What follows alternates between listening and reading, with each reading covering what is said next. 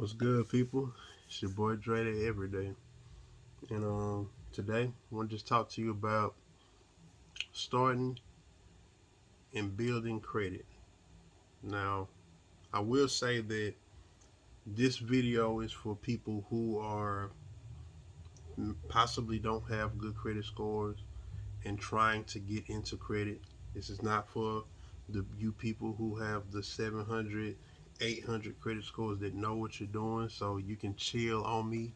You know what I'm saying? But for the people that are seriously interested in using credit, because credit is a very important tool in the financial world. And if you just, let's say, for instance, you have a low credit score and you're trying to build it, or you have a credit card and you just kind of let it sit and you don't spend money on it because you're trying to, I guess, keep your credit score good. Just for people who may be lost as to a credit strategy, this video I'm making it for you. So, for starters, if you have a low credit score and you're interested in just establishing some credit, the best thing to do is get a secured card, which will come with a it'll come with an annual fee. Um, I've seen 75. I think I've seen 150. Whatever the case may be, get you a secured card, and you may. I've seen to try to get 300 if that's possible. Try to get a $300 limit because 200, 250. I mean, 300 is pretty low. It's kind of hard to work with. Well, I ain't gonna say it's hard to work with. It's like you really can't. Well, the fact that you're establishing credit, you just have to start somewhere. So try to get 300. If you got to start with 200, then by all means do that. And I think Credit One was who I used. Credit One approved me. Try with your personal banking account. Try with your personal bank account. If you do have a bank account, try them. They will give you. They're gonna say your bank account has more of your history, so they're going to be more lenient with you. You could just start with there, and they'll possibly give you a credit card without a fee. But if not, um, Credit One, I think Capital One. I think all of them have like the secure cards, but get you a secure card. And what I do is gas. I instantly start using it for gas. Don't just sit on it and just let it sit. Use it for gas every however often you fill up, and just make sure you pay the monthly on it. And if you never pay the bare minimum, never do that.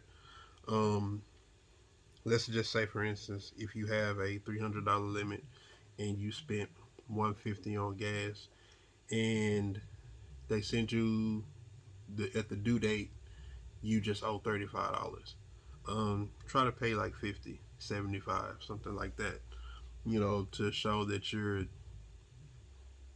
So look at it like this. Hypothetically speaking, because this is what this is on a bigger scale. Somebody borrows money from you, right? Somebody borrows, say, $300 from you, and they're like, "Hey, I'm gonna pay you back." If they come to you and they owe you 300. They pay you $50. Then the next time they pay you, they pay 25. It's like that's how you look to the credit company coming in and just tossing them the bare minimum. So yeah, you want to show them that you're serious about um, you're paying them back, and ultimately when you do that and you manage that well.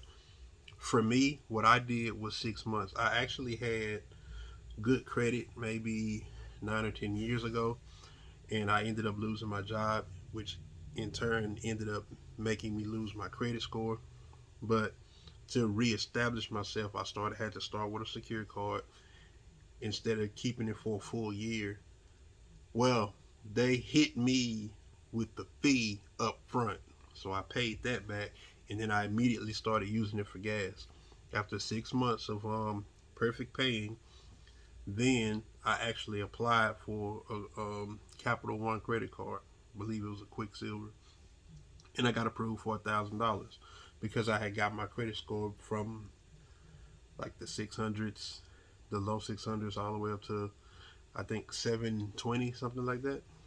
And then I got that. And me, I actually got rid of the secure card after like 7 months, so I didn't get hit with the second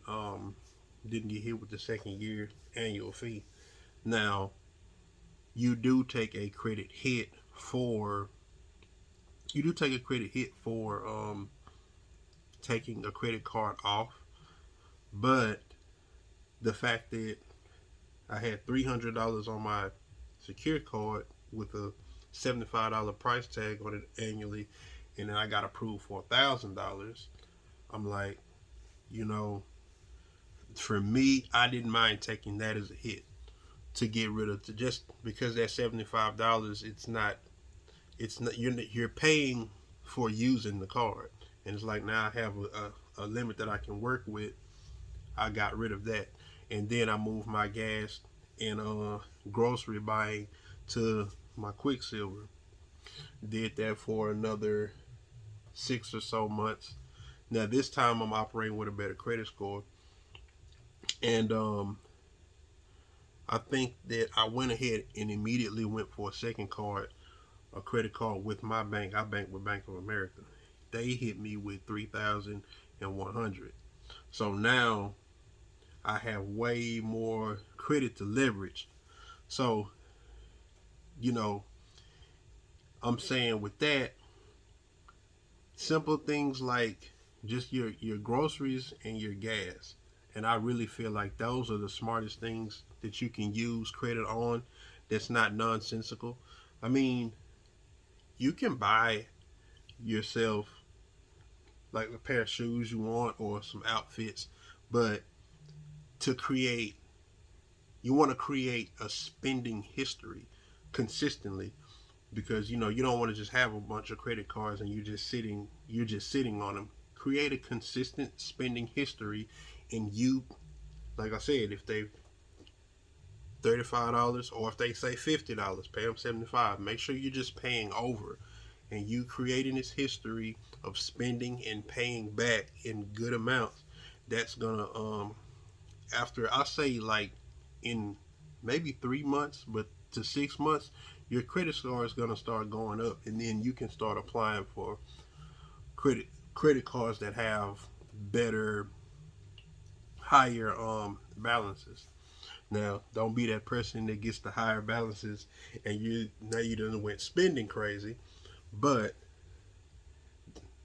the objective is you will want to get, if you want to say for instance, if you want to spend that way, try to get you when you start getting credit cards that are like 3,000, 4,000, then do some bigger spending on that. Like me, I got a PlayStation 5 for my birth the day before my birthday. I could have bought it with liquid, but I didn't want. Why buy it with liquid when I got credit and I can put it in? I can pay it in increments, you know. But yeah, credit is definitely a valuable tool, and I feel like it's definitely needed. So um, don't sit on those credit cards, and if you don't have good credit, don't worry.